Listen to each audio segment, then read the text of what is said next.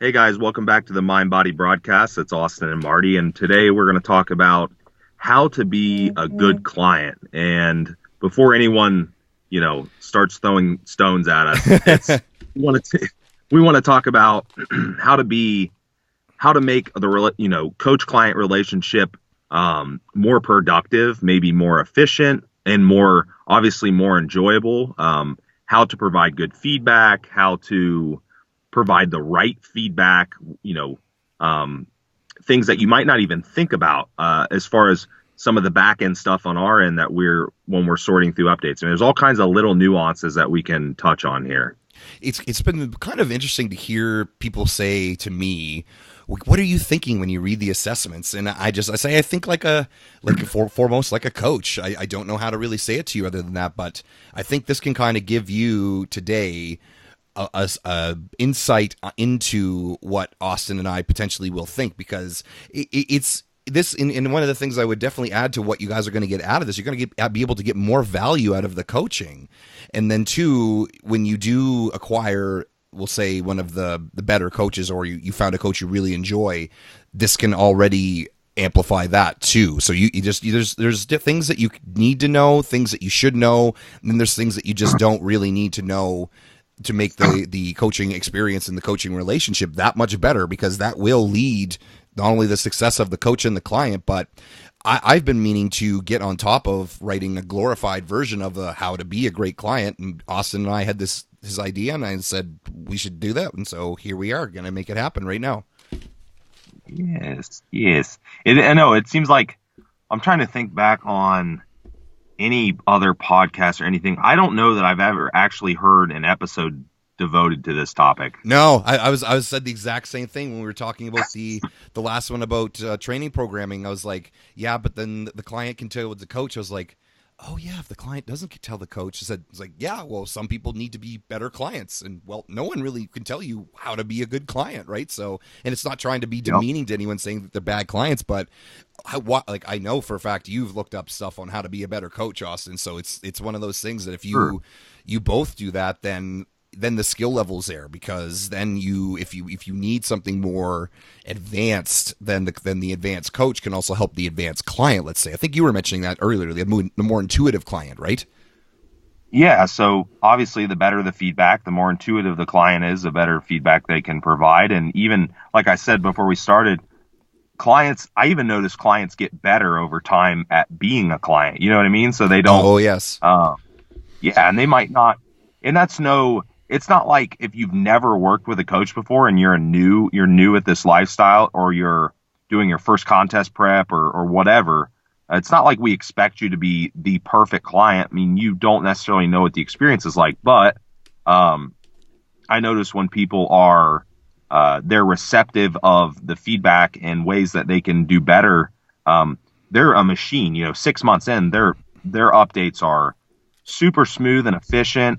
They provide exactly what we need. I don't know what you used a word earlier and I missed it. There's no extraneous details. Yes. Yes. Stuff that doesn't provide value to the update. And it's not like we're cutting you guys off. It's just, think about when we're going through an update and there are certain things that we're looking for. Yeah. And we have an idea, and for each client, we might be looking for different things just because we know the client's tendencies. But, if we're going through 5 paragraphs of information, it's very hard for us to, unless we're like going through and copying, pasting lines out to another Word document or something, crazy, where we can actually find the little points that we need. So the more efficient the feedback is, the more to the point the feedback is, the better it is. And so sometimes that means quantity. I mean, some updates will be longer than others, but sometimes it doesn't. I mean, I know you just as well as myself get long updates that literally provide Yep. zero value. Oh yeah. It's kind of crazy, right? It's just it's definitely going to be a game of quality versus quantity too. The quantity could come with the quality in terms of, let's say, something very out of the ordinary happened in terms of a hospital visit, what's going on with them at that moment. Then yeah, that is when your assessments are going to run very long. But sometimes the quantity, and it's not saying that we don't want to hear about your newborn baby or your new dog. Like, always include that stuff. I love it because not only that, it makes it personable. Then we're not robots. I like to include stories about myself with what's going on. That's why I've been trying to do a little bit more things. Like, obviously, we got the podcast. You can find out what us two idiots are up to, and then you can just see, because then that does it. Then it breaks down the walls of, oh, I'm sharing some pretty personal stuff to a computer screen right now. It's like, no, we do understand. We get that.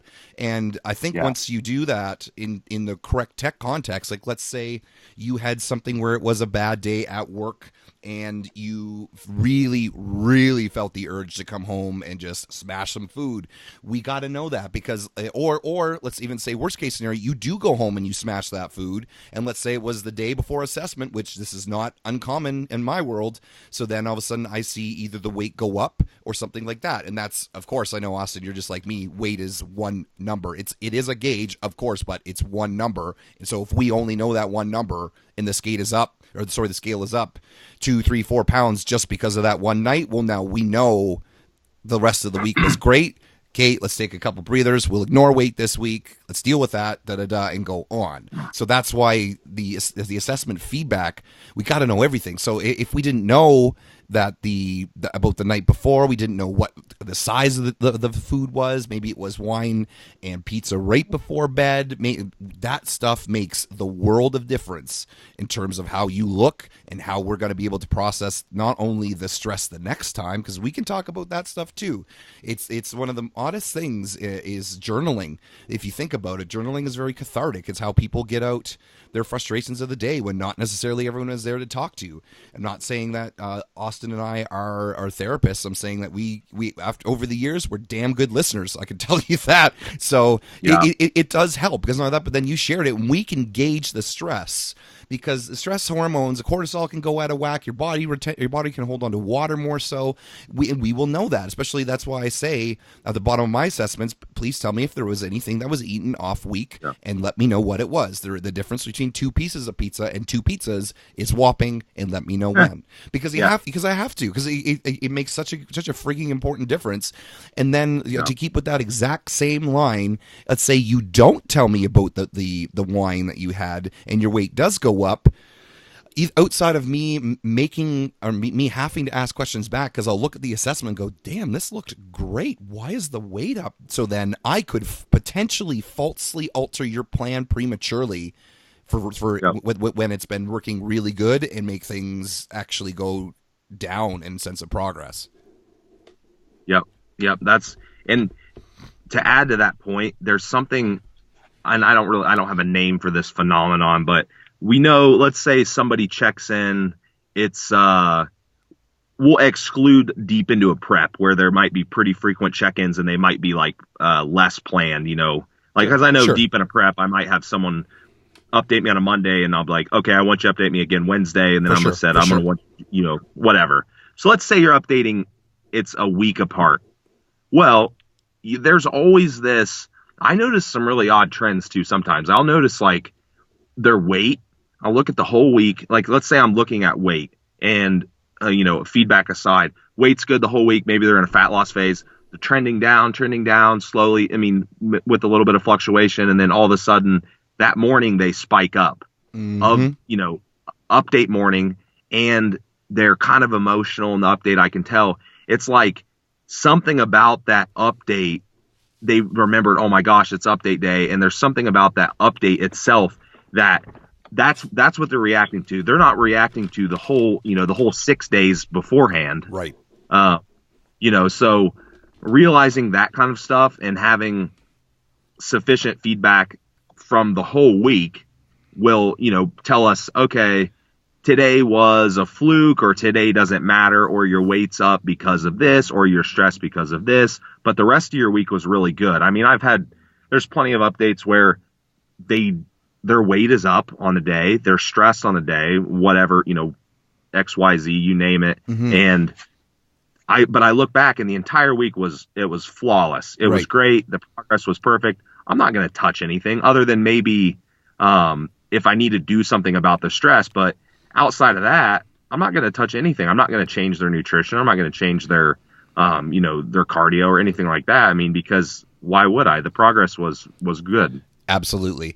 I found that too, and I'm glad that people have said it, because I like to think the clients that have been with me longer, they can give better feedback in terms of what they think about the assessments and how they feel towards the assessments.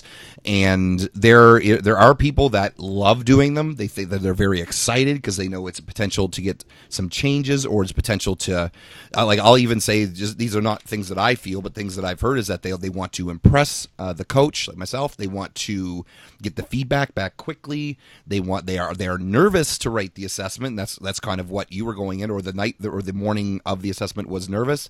And so, or one of the prime things, and this is one of the newer changes I've been making in how I assess clients too, is I've been having them fill out their written assessment on the night before, any time past 5 o'clock and before they go to bed, do all the written stuff, and then the next morning wake up, take their pictures and their weight, and send it. And I'm telling you, Austin, doing this now, especially for both guys and girls, I get a truthful assessment, as opposed to someone seeing a weight they don't like, and that dictates the assessment. Yep, and I will.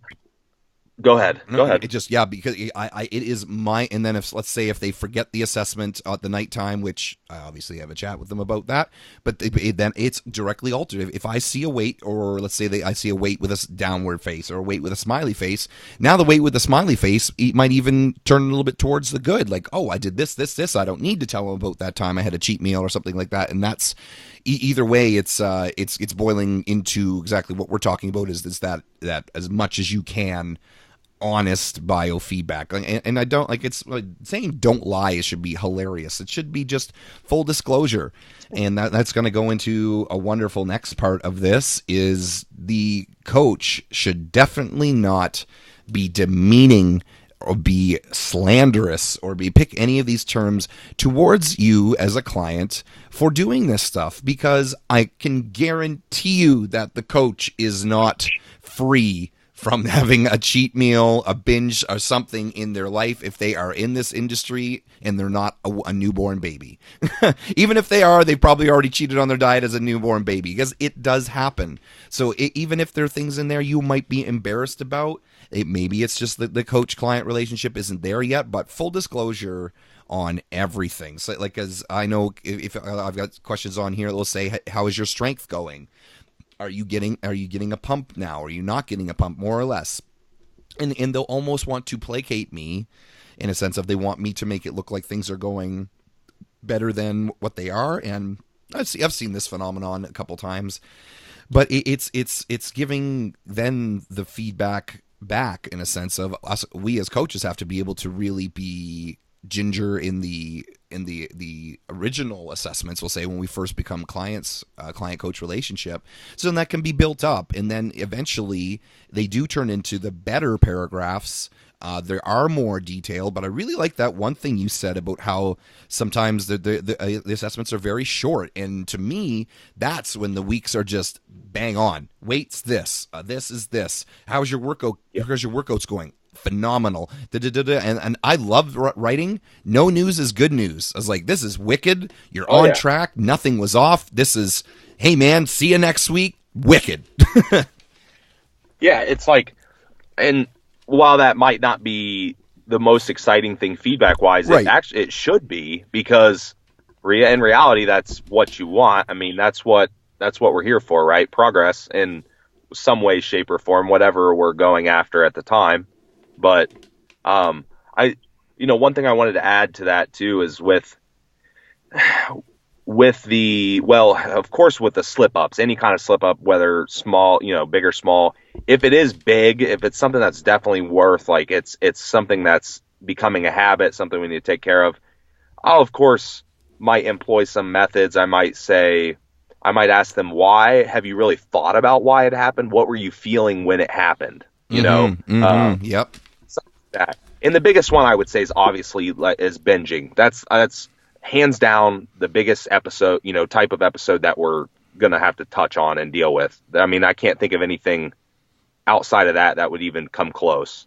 Yeah, binge eating. I mean, so maybe you need to figure out why you're really doing it, so you have a handle on what emotions are present. Maybe you need to journal it, and that's not something we're doing. That's something that you're doing on your own.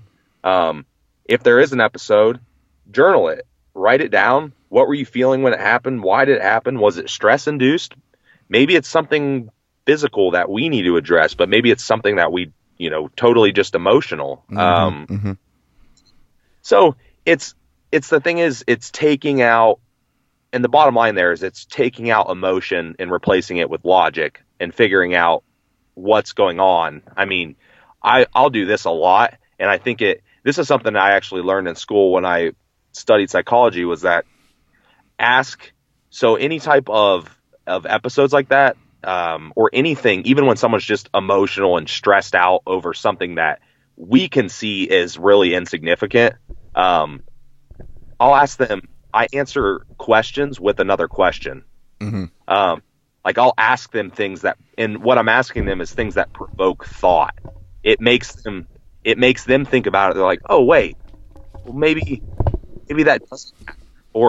Or maybe it's because of this, or like I said, I can provoke thought, and everyone has the capability of being logical and thinking about things like that. But it's the fact that they typically don't. I mean, that's just human nature. It's right. Just the fact that we fly off the handle with emotion. That's just how we're wired. Yes.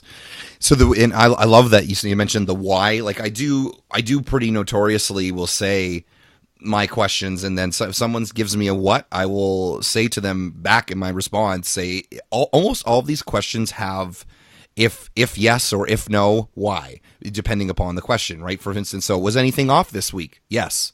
Well, then we got to dive into that why, right? And it can be something that's right on the surface. It can be something that's not on the surface, like binging is a great one. Losing motivation is a great one. Being like too tired and not knowing about it is a great one. We got to find out a why. There could be something there. But I will tell you that I see that, and this is good. I really like that this episode is already going more towards being about what coaches do well and what clients don't do well. But I've seen quite a few too many coaching templates or assessment questionnaires or whatever you want to call them that are extremely short. They ask for maybe their weight, maybe their pictures here and there every 2 weeks, and that's almost it. And I don't even know if I would borderline call that a trainer. I think I would just call that a second set of eyes that you paid for type of thing, right? Because that the coaching to me, and there's people that don't believe in the value of the coaching, and so this is why we're telling you how to get the maximum out of the value of the coaching is be detailed. Like even on my questionnaire, I'll say be detailed, because when I'll have on there, what is the last workout you're doing? How long have you been doing this current workout programming? And what was your last workout program? And sometimes I will get something that says, yeah, I work out 5 times a week with weights, and I'll say this is not enough. Or I'll ask for a typical day or two in their lives as a food journal. Just what do they do? Typical 2 days in their lives. Like, don't need to record exactly today. Just think and go, okay, usually at lunch I have an egg salad sandwich with this, and I'll get something back like not the amounts, which I do ask for, but something like sometimes I eat breakfast, supper, and that's it. And it's just so that the details aren't there. And unfortunately, I pre-screen that in a sense of that. If I ask back for more details and I still don't get them back, that might be a little bit more of a challenging of a client. And so if you've done this before, it's not like we're trying to insult the clients that do this out there. Maybe you just don't really like typing things out, or you're not really a big fan of big sitting on the computer, big long listed stuff. But it really does matter, and you will get so much more coaching out of it the more details that you give, because if I've known that you've done a 3x5 strength program and then you went into upper lower split for the last 12 months and you felt that this did this, it's like, whoa, okay, that will give me the next progression, and then that will really pull me away from a cookie cutter in a sense, right? Because if I don't know what you've done, I'm going to have to give you something relatively cookie cutter based upon what I see in your photos and what you tell me your work capacity is, and then because I don't know how to specialize for you because you haven't told me anything you've done. So it's definitely a two-way street in that regard too. That I would say the information needs to be there, but so then also does the speed of the information. For instance, now I've got about, I think, 2, maybe 3 days that I have my clients check in on. And it's, as I was just kind of describing, it's at nighttime before they go to bed. I would like the written part filled out. Usually takes any between 10, maybe 15 minutes, it's not short, but it's not ultra long either, unless if for some reason it doesn't need to be. That's why I like giving it to them at the nighttime as opposed to in the morning when that can rush them and they can be sped up. So they fill that out, and then the next morning, if it's a photo day, which competitors, it's every weekday at that day is photos. If it's a non-competitor, we usually go with photos every second week, and then they take the photos, they send the weight along with the photos, and I put the weight in their assessment template on my website. And so then I do my best to get back to them as quick as possible. And so it's been going really good. But as a client, I cannot tell you in how much I've heard complaints from clients about coaches not getting back to people on time. That's very valid. However, I challenge clients, get your assessments in on time, please. And the reason I say this is because I have those 3 days that I have assessments. If I do not see your assessment done on the specific day that we talked about, then it's going to be really damn hard for me to get back to you if you throw it in on a day where it's not there. It's put to the bottom of the bottom of the pile. And I always give the analogy of, are you allowed to give an assignment or a test after the due date and expect it to be marked? And to me, that is a respect thing. Now, I get it, clients, or get it, potential clients, if you do feel that your coach is very vacant, is taking 3, 4, 5 days to get back to you outside of family disaster or something like that. Let's say on 3, 4, 5 days on the norm to get back to you, I don't believe that's a coach. I believe that's someone that has a side gig that is kind of just putting their time in when they can. If you have not discussed, which I do, a minimum response time of a full response time, and they are consistently not doing that, then that is a fairly large problem. Do you hear that quite a bit too, Austin? Or oh yeah, some of these response times are mind-boggling. I'm thinking, like, outside of me being dead, like, I don't. Yep. know. And that's what I tell people. And well, because every once in a while, if there's the email discrepancy where something maybe goes to spam or something like that. Oh, and it happens. It happens. It's with Hotmail. It's one of the worst ones. Well, and it does happen. And I tell people, I said, hey, if I don't answer back within whatever, X amount of time, I either didn't get your email or I am deceased, and you can send the flowers here. Yeah, absolutely. And I say that because what will happen is I'll not get anything, and it'll be 3 days after their update or whatever, and they answer me and they'll get back to me. I'm like, well, why didn't you just email me back within 36 hours or something like I'm giving them a reasonable number. For sure. Like, why didn't you just resend it? It's not a big deal. If I got it, I'll let you know. Absolutely. Yep. Now if you're sending, please do not do this. Please do not send your update and then 30 minutes later message us on Instagram and let us know you sent your update. Please don't. You got it.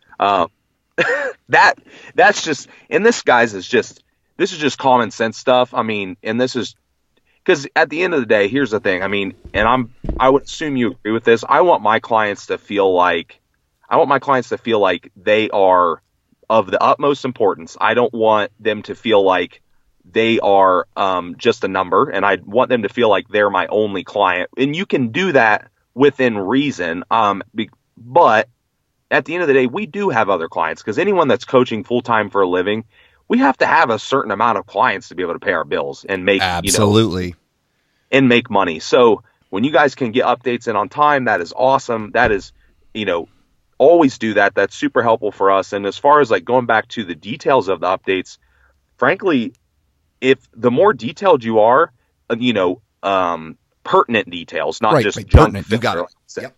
Pertinent details. Guess what? That's a little bit longer update, but it's all pertinent. I can I can literally bang through one of those in 5 minutes and look at it, and then I can go through, give you all the feedback, and because I want you to have your feedback quickly, because I want you to be able to implement the changes quickly. I mean, yeah, if I have to rewrite, if I'm doing programming and I'm having to make big drastic changes, yeah, it's going to take me a little while. That's right. But I can at least hit you back and let you know, hey, we're going to do this, this, and this, and this. And if I need to reprogram something, hey, I'll have this to you as quick as possible. Awesome. You know what I mean? Yo, absolutely know what you mean. Yeah, it's the pertinent details are it, man. Like kind of what I do. I will have my clients, they'll fill out a assessment template, and then I'll have them answer the questions underneath. Like, for instance, like I'll even flat out go through it. So here, this is how I assess my clients. I will ask them, but what current nutrition phase we're in? Is it fat loss, muscle gain, recomp? How many weeks have we been doing this phase? And then the current body weight. And this everyone should take this home. It's so strange. I even had a girl about a month or two ago that was weighing herself at her doctor's office. So I'm glad I still have this here. It says current body weight, which includes factors that could potentially alter this. Because in the off season, I'm not very, very anally strict about timing of food, because sometimes, life happens and you have to combine meals. You got to slug some water before bed.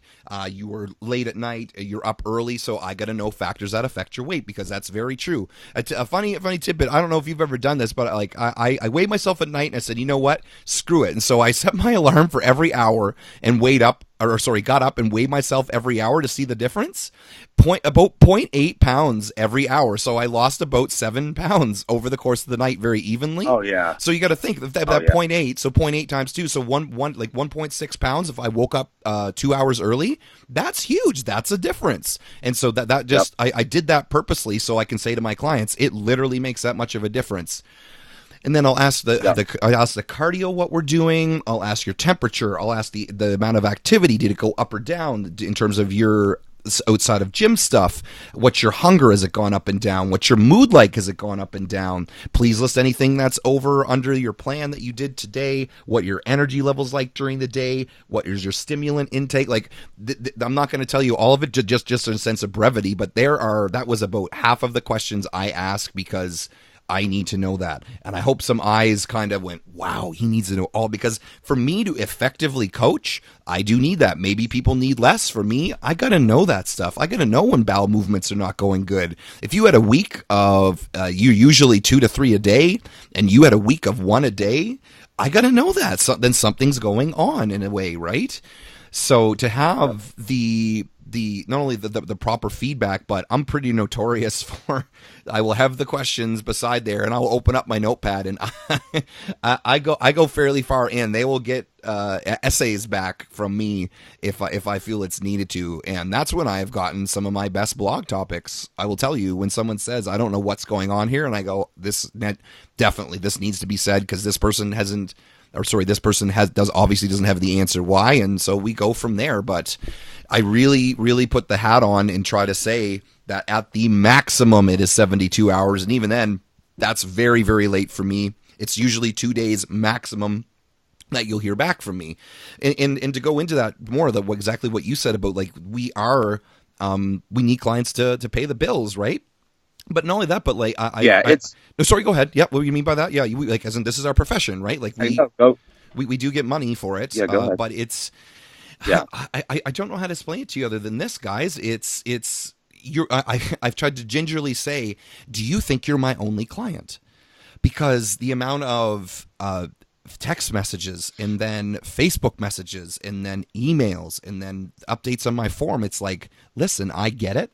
I know you've got a lot of questions, and now I do have on my, I will say, initial program package that comes with clients, says, I would like you to get some questions together in an email, put them in your notepad, and then send them all at once, as opposed to a bunch of micro emails, right? Quick things I don't mind, like as in half a cup of this, did you mean this? Yes, okay. But it can become something it's not. And to me, that isn't what a coach is. A coach isn't someone like that. That's now we're dipping into something called a mentor.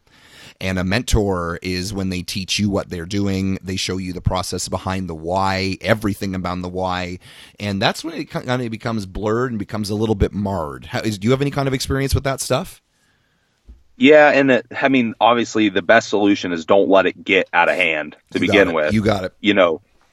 but it doesn't always, you know, in a perfect world, it would be like that, but it doesn't always go that way. And yeah, I mean, I would say I include the why as much as necessary. Yep. And you should, and my clients that appreciate the science and stuff, they know that. They know that, hey, if he's not telling me something else, I just probably don't need to know that. Right.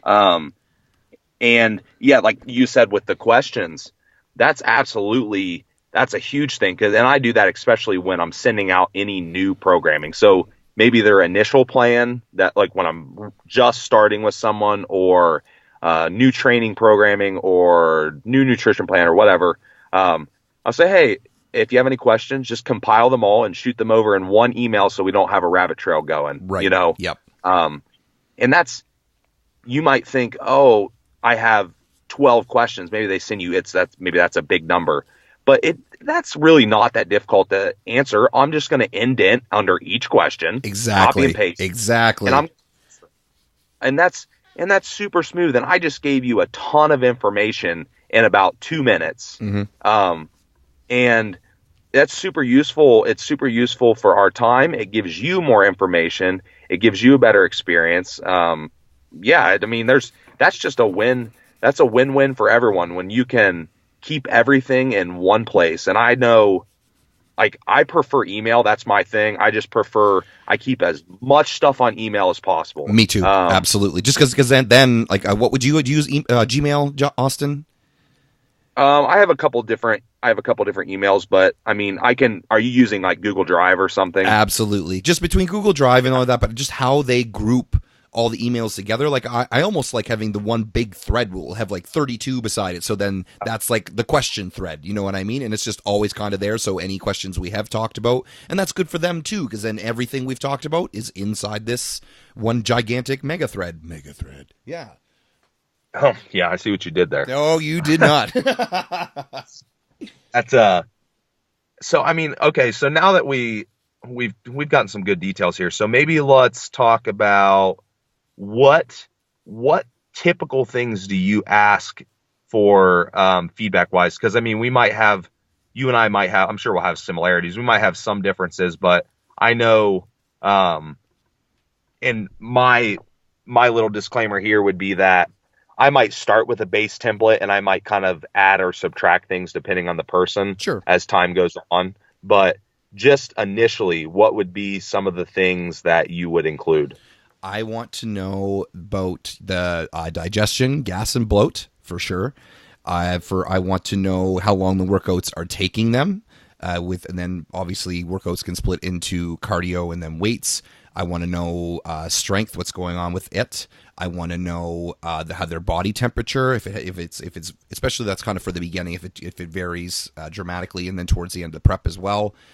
If they're meeting their water, if the salt is up or down or changed, then their mood, obviously, energy levels during the day, then sleep, how is the quality, what is the length, what are they finding difficult, and what are they finding is holding them back. Anything that's outside that could have happened the week could have done something, such as extra activity or less activity or a family event or something stressful. If they missed a workout or if they missed food during the week, what it was. Obviously, any changes to prescriptions. And then I ask where the ladies are at on their menstrual cycle. Cool. Yeah, that's a lot of good stuff. So I'm pretty much on board with most of that. Trying to think if there's anything I would really add. Obviously, you didn't mention weight, but of course they're including weights. Oh, yep, you got it. Yep, you know, I get this week's weight, last week's weight. Then as I said, like the include potential factors such as you slept more or less, you went to bed early. Yep. So, and with the weights too, I know personally, I might change it person to person, the frequency in which I have them weigh. Yeah. And there's reasons for that. It could just be simply psychological. Yep. It could be that someone fluctuates weight a lot. So I might have them weigh, I could have them weigh less, but I could also have them weigh a little bit more frequently, because I want to see the trend over time. And that's sure. Yeah. Because if someone's up and down a lot, like I have a guy that updated me today. and he's a nurse. He Mm-hmm. works 12-hour shifts. Yep. And he'll have days where, have a couple days in a row where he doesn't work at all. Then he'll work, like 36 hours in 3 days and just, and it's amazing though. He's so good at feedback. Oh, wow. And he's so providing feedback. He talks about, he's like, here's my weight. And he normally does he weighs almost every day because he's very comfortable with the scale. It doesn't bother him. Right. So he'll do every other day or every day or every other day. And he'll include, okay, on his weight chart, worked to 12 today, I'm off today. Of course I see weight go down. He's off work. And then I can guess, maybe I look back 2 weeks on there and I can see, yeah, he's hit 3 lows in that span, 3 low weights in that span throughout those little fluctuations. He's clearly progressing. Right. You know what I mean? So, and he's great at feedback, and he realizes the importance of, okay, my digestion I was a little backed up today just because I didn't even have a chance to go to the bathroom because I was busy. And it's just amazing. The updates are so efficient for somebody that has such a crazy, wacky schedule. Mm-hmm. Our process is super smooth. Yeah. So that's just a kind of an example of the value of that. But I mean, I'm trying to think if there's anything much else in my updates. It's kind of, it's the basic stuff, like you said, digestion, and then stress. And then a lot of it is stress factors, Correct. Anything else would affect the weight. And then I'll have a section for health markers as well. And I might have different health markers for different people. Like there might be some people I have use blood glucose readings. Yep, sure. Exactly. And yeah, that is one of the ones that I add in or sub out. You got it. Yeah. And each person, that's kind of something we build up over time. Like I'll have, if there's somebody that is, has a lot of things going on, or maybe they're an enhanced athlete. Well, that adds variables. Of course it does. That's right. Can I see your blood pressure? Can I check your, are you having water retention or, whatever it is. So I'm looking at, I have their health markers, whatever it is for that person established. And then I might, like for a good client, a client that's really good at feedback, I might have to give them one follow-up email where I might have to clarify something or ask a question, and then they email me back and boom, we're good. Right. You got it. Yeah. And I feel like too, because I bet too, let's say for in the beginning, you get clients that have, we'll say not honed in their assessment skills. I can kind of guide them, and then I like to think that about 4 to 6 assessments, then I start getting the really bang on ones, right? Then the extraneous stuff is gone, the pertinent, important stuff is in there, and then it does become more efficient. And that's not even saying that the assessment replies become any less lengthy. It's just that now there's no questions needing to be asked back in big degree, right? And that's it, because like I want, like as I said, I really want like the clients providing their why behind that, like as opposed to just saying this happened, for them to say like how, like I love that example, the guy, oh yeah, I was off work, weight went down, like that's perfect, you know what I mean? Because you can see those trends. And that's why I will usually get clients the first week to do a daily weigh-in every day and then send it to me, because then I get to see a full week. I get to see what they do on the weekends. And then I get to see, obviously, if my calculations were way off, which they never are. No, just to see, right? Because maybe they were not gauging their food properly when they sent their food journal or something like that. So that's kind of a baseline, right? I can see then, let's say the weight spikes on Saturday, Sunday, Monday, and then it kind of goes back down on Tuesday, Wednesday, Thursday. So then go, oh, okay, so either food timing is off, food amount is off on the weekends. Like it can tell you a lot. If the scale is a tool, but it's not, especially by itself, it is not the holy grail. Yeah, no, and like you said, I think you said for what, 4 to 6 assessments. I think that sounds pretty reasonable. That's right. Like a month in, you're finally on the training wheels are off. You got it. Yep. And I tell people at first too, I'll get occasionally I'll get a person, I'm sorry I have so many questions. I'm like, it's good. Don't worry about it, because as soon as we get these updates rolling, it's going to be silky smooth process. Right. Exactly. So don't worry about it. Let's get this going. And that might seem, to some coaches, that might seem like extra unnecessary work at first, but to me, that is very important in long-term clientele. Absolutely. And know, I hope all my clients are long-term clientele. That's the goal. So if I have to, for the first couple weeks or first few weeks, do a little bit extra to establish those good habits, then it is what it is, and that's important. But I think too, when you provide, as a coach, when we provide a template for updates and for information, this goes kind of back to, maybe we're not telling you the exact reason for everything. Trust that in that template that we send you, do exactly what it says. If we say to, like me, if I give the template, I'll often say, copy and paste this template into the email and fill out each section. If there's no feedback in the section, put NA or something. Yep, that's right. I do it exactly like that. Not in paragraphs, not in any other format, not in one big chunk of text. Yep. Do it exactly like that template says, and I guarantee that our updates will be awesome. Oh, you got it. It says, yeah, like I've got at the top of the assessment template, like, let's see, 1, 2, 3, 4, 5, 6, 7, 8 lines guiding it. I've a pre-reading on how to do your assessment, right? And it's just, I feel that's needed to be there, because then it will be too wild, and I haven't included it before, and I do make changes to it. Sometimes if someone said, oh, I didn't know when you meant X to do X, and like, no, okay, that's my fault. But yeah, it's exactly like you said, the questions, copy and paste, answered underneath. Like I do the exact same way. It gets it way easier for me, because sometimes I don't. I can tell you right now, I do not know the order of the questions on my assessment template, and it's been relatively the similar for 5 years. But I need to know that, like, even if it says, and because I also have kind of tag on questions. For instance, it will say, how long are the workouts taking you? Do you find your strength going up or down? How do you find your levels of energy during the workout? How sore are you? So that's all part of one question, and I will say, please answer all the questions. And I got to have that there, and all of a sudden I might potentially forget that the you're recovering okay one was there, and so I might miss that. And so that's why when the clients respond, I really like them having the question right in front of them and not just going off of memory, which I would say the worst clients I've had are the ones that think they know the assessment template, which I don't.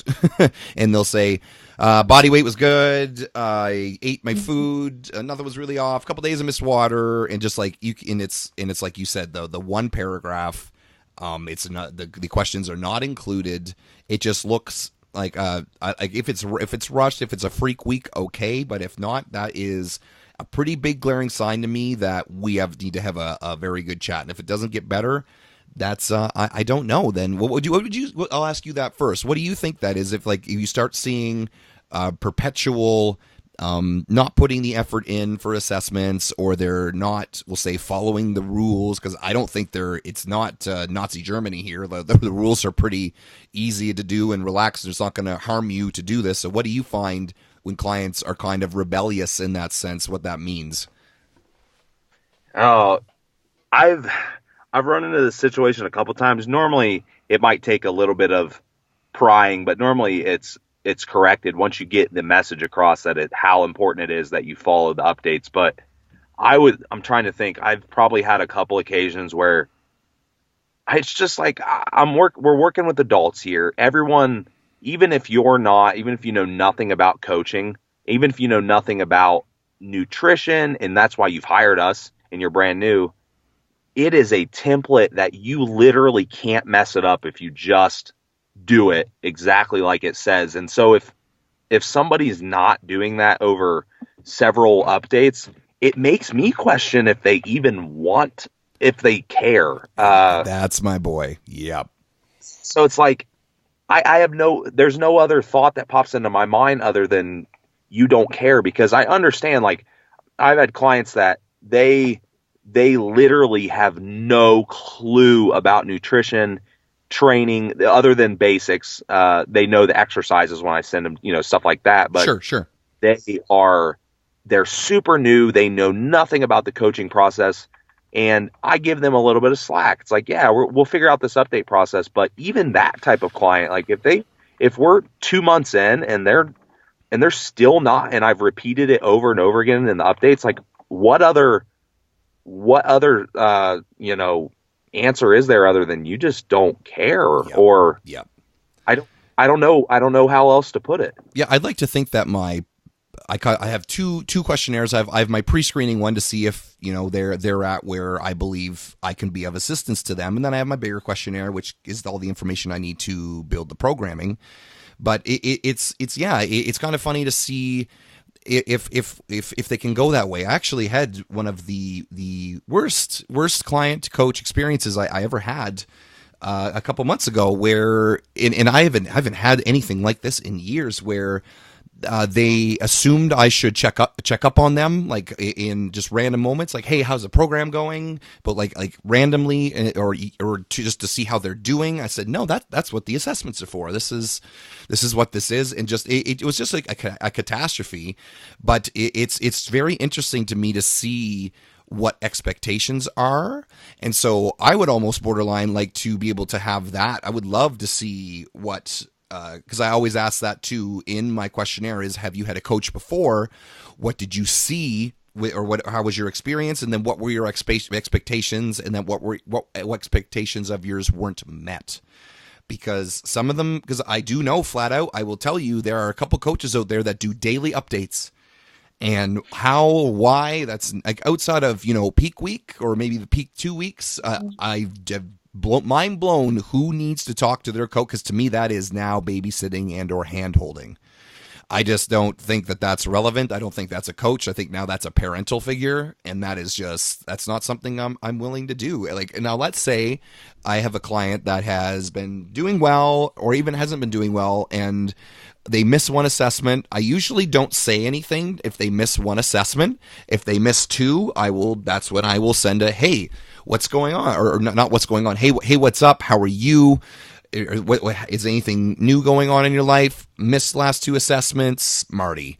And that's kind of it. Like, and I have a little how the coaching process works document that I like to send to some people. And it says that. It says, I am not a babysitter. Like, I can be your somewhat friend, like, if you know what I mean. Like, I will listen to you, but we don't hang out. We don't go to the movies. But it's a very weird, wacky line that sometimes the expectations go so far and above what a client should, in my opinion, expect from a coach, that I have to. That's the reason why I have those how the coaching process works documents, just because it can become so misconstrued there. And now I will say that it's not a lot of people that do this, but I really like getting the gauge of what people do expect in terms of, I want you to be there to text me 24/7. I want you to be there to text me about any of my questions, and that's when I explain the whole what a mentor is versus what a coach is. And one of the best examples I ever got of that, it was some coach that I respect, said, you think about playing hockey, and you're playing hockey, obviously, and then the coach says, Kate, we're running this in terms of like a power play or whatever. You don't ask the coach, hey, why are we deciding to do or else you'll get benched. So there comes do it. Exactly. You just do it. There comes a time and the place, like, and I will answer questions just like you said. But if they're wanting to know the exact process behind everything, I will say, listen, this is a coaching thing. This is not a mentorship. And they'll go, oh, and usually most of them will take it well. I either read it or write it correct, like professionally in a sense, but it's I've had people say, I want to know how you made my plan. And I say, through all the years and experience of what I've done, I made my calculations and there it is. But I love that explanation, because no, you would get fired if you asked that, because there is. And then the other flip of the coin on that is the whole shut up and do it. So now, and those are some of my least favorite coaches, because I feel that that's hiding behind I don't know anything sometimes, and it's just an arrogance thing, or it's that they really don't care, or they're definitely in it for the money type of thing. So you don't know. For it all depends too. If you want to be a good client, you kind of have to find the coach that will click with that. If they don't answer a lot of your questions, or don't answer any of your questions, or maybe you have way too many in-depth questions, that might be time to look into a different form of coaching. Yeah, and that's such a hard situation. I know, right? It's so hard. You're right. Fringe. It's I hate, and I am like not confrontational. I just like everything to work and go smoothly. Obviously, it doesn't always work like that, but Mm-hmm. um, man, I really dislike having to do that. And I've had a few situations where um, it takes, let's put it this way, it takes a heck of a lot for me to drop a client. Oh Lord, me Um, too. Me too. like you've got to you've got to be pretty much like a demon spawn from, you know, sent from hell for me to drop you. Because because that's just my nature, and I feel that most people, once you figure out what makes them click, it's, you know, they're coachable. But Absolutely. at the same time, like I've had a few episodes, and normally it's the client. Normally, what happens is it does come down to a situation like that. Maybe they're not updating, or maybe the updates just are just so poor. Or maybe the updates are just ridiculously long with very little substance, or whatever. Whatever the issue is, and if I bring it up, normally if there's any kind of long term issue, it's that they drop me. Right. Um, Right. and I've had it a couple times. I mean, I can count it on probably one hand. Mm-hmm. It's, it's a very small number, because most people are understanding and we work it out and whatnot. But yeah, that's just a situation that I totally dread happening. And I mean, I don't know how else to say it. That is like one of my least favorite things ever. Oh, And absolutely. it's You see things going back a little bit too far and forth, or sorry, you see things going too much back and forth between coaches saying, "Oh, the client was the one that screwed up," or the client saying, "Oh, well, the coach wasn't there for that."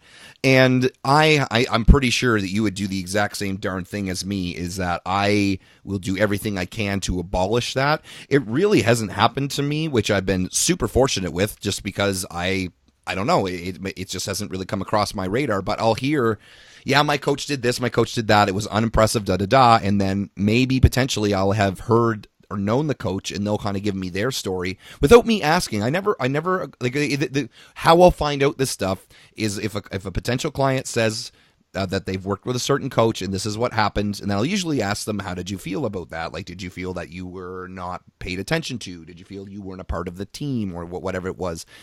And then potentially the coach will say, this is very rare, but they'll say, hey, did you hear that so-and-so is not a client of mine anymore? I said, yeah, I did. And then they'll kind of give me their spiel. And it's unfortunately it's just like every business venture or every industry period, there is going to be he said, she said. And I can tell you very firmly as as advice to a client, really try not to get caught up in that, let alone talking about, your fellow competitors in different lights to other coaches. I think that's a little bit of a gray area there. Like Austin and I were talking about it. Like, we will discuss coaches, and we'll discuss their tactics and how they do and what they do, and if we could do it like that, or why we don't do it like that, and things like that.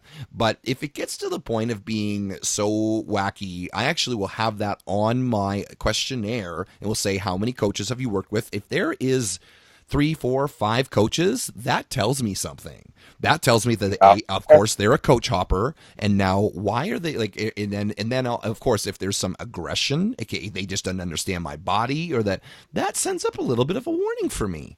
So I will do my best to see what's going on there. I potentially might contact the former coach just to see, because that can be quite a big reason why now it is the client. I'm not saying this is all you people that have, maybe you've just had rotten luck with coaches, which I literally, one of my champions has had the worst luck with coaches. I think I'm coach 6, but now she's been around for 3 years. But you have to look at this stuff, right?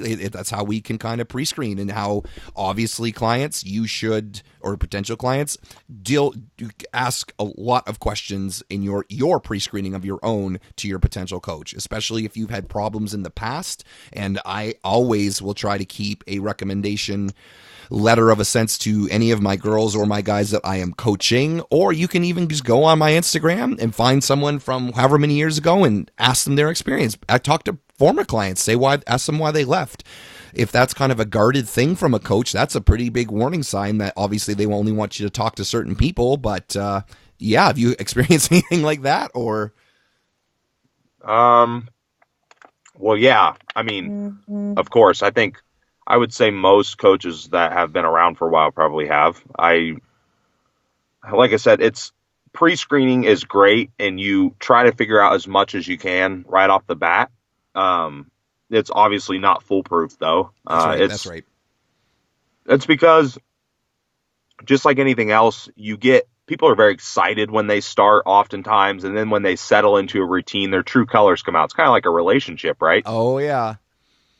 It's very much like that. I mean, that's just how people are by nature. And I will, like I said, most of the time it would come down to someone just having expectations of me that are beyond what I'm doing. And it's not because I don't want to provide the best service. It's because what they're asking of me is not beneficial to them.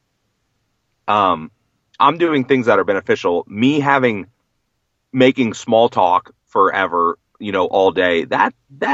I'm trying. I'm so friendly to all my clients. I'm super friendly. I crack jokes. I say all kinds, and some of them that are really open that I've known for a long time will make dirty jokes or whatever, just funny shit, whatever we got to do. That's fun. That's fine. But I mean, I've had one of my great clients now, he had a really bad habit of, and he'll admit it, and we do a great job now. He had a really bad habit of just sending me Facebook messages all day and this and that and sending me pictures of every single one of his meals and all this. I'm like, man, come on. I'm like, this is completely unnecessary. You are a great dude. We are doing awesome work. I said, right. Just let's chill it out. I know what you're eating. I did make the plan after all. Yeah, that's Yeah. So just kind of chill it out. Let's keep this efficient. Let's keep everything in the emails and let's keep this thing moving. And I try to be, and I use that. I'm obviously typing it, but I use that tone to it. That sounds very positive. You know what I mean? I'll use an emoji or an exclamation point or whatever. I'm trying to get the point across that, hey, I'm not mad. It's all good. I'm not upset about this, but it is going to become a problem if we don't kind of nip it in the bud now. And I will, I've gone as far to say, and this is the one thing that I really hate to have to say, but I would, if it really comes down to it as a last resort, I'll say, hey, I know that I can't possibly do this all day long because, for one, this isn't of any benefit to your coaching experience. And secondly, just imagine if I had X number of clients doing this to me all day, every day. There's no possible way that I could stay in business. I would go out of business and I would be homeless. I make a joke out of it or whatever. Yep. And then they realize, I hate to pull that card out because I don't want them to feel like they're a number. You know what I mean? It is. It's one of the worst cards but sometimes you do have to. It's called protecting your time, Austin. We talked about that. You're a very busy guy, and there is, and that's why you're in so much demand. But exactly is that I know, especially in the beginning, they're so cool. The new coach, they got a new person on their team in a sense. But yeah, and I'm glad that you are able to make those conversations, because I know a lot of people that don't, and they get run into the dirt because of the extraneous conversations. And it is. And that is, I would say, for me as a coach, and just going, and that's one part of that too, is as you build clientele over the years. And this is one thing, the couple guys that I mentor. And yeah, I do some of those mentorships. I know you've done them too. That's right. Where we talked about more in-depth stuff. But anyhow, that's one of the things I tell them. I'm like, look, you need to figure out where that friendship line is and where that using your time efficiency line is drawn, because, hey, maybe you only have 10 clients right now and you have a part-time job, and for whatever reason you're okay, but wait till you have 40 clients or 50. Oh, yes. And I said, if you establish those habits now, and your clients start thinking that this is how it's going to be, I'm going to be able to talk to this person for, send 20 messages every day, you are in for a world of hurting when you're actually at capacity. you are going to want to implode. Yep. It's not. Yep. My wife, it's funny because my wife was actually the one that she used to get on me a lot about it, because I was like that. Like my goal as a coach has always been, I knew that as I started, the field wasn't nearly as saturated as it is now. And I mean, same with you. I mean, you started well before, but I knew that, hey, this field is starting to pick up. I need to provide a service that is so good that I'm going to establish a name for myself long term. And part of that to me was having good relationships with clients and not making people a number. But that also turned into me doing way too much of that small talk and what have you. And then that really got me in trouble when I was at capacity with clients. Absolutely. Yeah. It's the burnout. And then, yeah, because it goes back to we'll say the age old relationship advice is, what you allow is what will continue. You know what I mean? So if it's been going on and it's going to almost come as a bit of a shock to them too. You say, oh, wait, you don't, but then again, if the client respects you and you word it right and say, hey, you know what? Because they'll be happy for you. The coolest thing is, the coolest thing is whenever I've gone on vacation or whatever, I'll say, hey, I'm going on vacation. They all say, thank God you're doing something. Go, if you text me, I'll kill you. Right. and it's good. Like, and those are the best ones. And they do. Right. Especially if once they've had a taste of the coaching, they know that you are usually almost always prompt, that you give great feedback. The results are great. They've developed the relationship. They will have, I would say, I don't even want to make up a statistic that's under 100. Say they will almost always understand when you've got to have those kind of hard chats with them, for sure. I love that when I get that from a client and they're like, totally, it's fine. Like, I get it. You're busy. You've got this and this and this going on. And I let them know, hey, I really appreciate that. And I want to let you know that you are very valuable. And that's why I am going the extra length to help those. It's a weird thing because I almost want to, it's like those people, it makes me want to help them even more. Because I know, right? Isn't that crazy? Yeah. They are so understanding of it. And that right there is a good relationship because they realize, hey, if he lets me know, hey, I don't really have time to talk today or whatever, then there's a good reason for that. It's not like, hey, I don't have time to answer your update today. That's ridiculous. Like, I wouldn't, that's not what we're saying. It's not like, no, that's right. It's not like we're saying, oh, I'm too busy this week. We're going to skip your updates. I mean, outside of that's just insane to me. But yeah, that type of response from a client is fantastic. And sometimes that's just might be their background. Maybe they're a business owner themselves, or maybe they are, whatever they do. But other people, like, I get that not everyone lives different lifestyles. Like, I get that some people, they do have a lot of downtime. I mean, one thing that I've run into before is the fact that freaking holidays. Like, I have people that don't live inside the U.S. They don't celebrate the same holidays, and or maybe they do, or maybe they do celebrate the same holidays. And I'm not like I'm not like taking week vacations on holidays or anything. Like, my family really doesn't do that. Right. But at the same time, they're off work for 3 days. So what do? They blow me up for 3 days. And yep. I'm like, come on, man. Yeah. Like, you got to understand, just because you're off work, I'm getting extra work because y'all are talking to me all damn day long. Mm-hmm. Yep. It's kind of a thing for sure. Yep. You got it. Other than that, like, yeah, I share the exact same feelings. Like, in the funniest part is I really do enjoy, especially over time, most of my clients end up becoming, we have miniature discussions outside of the assessments, here and there, like, especially if I know that what happened with their car or that they've had a pregnancy or something like that. Right. And it is cool, but it's one of those things that once we do get busy, and I think there's also, the last thing I'll say, there's kind of the stigma out there because you see the dirty marketing tactic about, 2 clients left or 2 slots left in my clientele, where it's like, no, once you actually get to the point of being really busy and you're looking at your phone and you just finished assessments for the day and you got 30 missed texts, and that's not a ludicrous figure, you come back to me and Austin and then say, oh yeah, okay, maybe I do. Because like there has been times where I've grabbed my phone after, we'll say, pummeling out some assessments, sat down, and I've timed it, and it's like an hour and a half gone by, and all I did was answer questions by text, and I'm like, oh my God. So like, then that's an hour and a half of that could be, not that wasn't productive, but just potentially it could have been honed into emails, which would have taken me 45 minutes or something. But yeah, like, time becomes such an asset, both as, and of course, both of course as clients as well, in terms of when you have to get cardio done, when you have to get training done, time becomes more valuable. So you either learn to manage it, or but both the coach and the client are not going to be able to keep up with each other. That's it. Yep.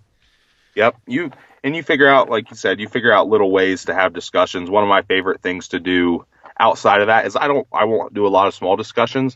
But one of my favorite things, I think it's hilarious, is I troll the shit out of all my clients on social media. Awesome. Yep. Yeah, they love it. It's like, I'll tell them, they'll be so pumped about it, and I'll post like a fat emoji or something, like they're, and they know that I'm joking, I use those GIFs, those little GIFs all the time, and make fun of them, and they think it's hilarious. And it is, like, I love it when clients add me on Facebook or whatever, because in there, or tag me and things like that develops the personality, right? Because sometimes it's not going to shine through via just an email assessment, like, so that's how you can know a little bit about it, right? Like, I try to put up things about me. I try to put up, I share some things in Instagram stories about what I'm doing, so that people so the coach is real, and that is one of the more difficult things about an online coach is being more real. So none of that, but hopefully all you boys and girls listening to the podcast can go, oh, okay, those goof bags are even bigger goof bags than what we thought. Now, of course, you're going to like us more because we're awesome. So that is it for today at the Mind Body Broadcast. We appreciate you for listening. This is bye from Austin and Marty. See you guys.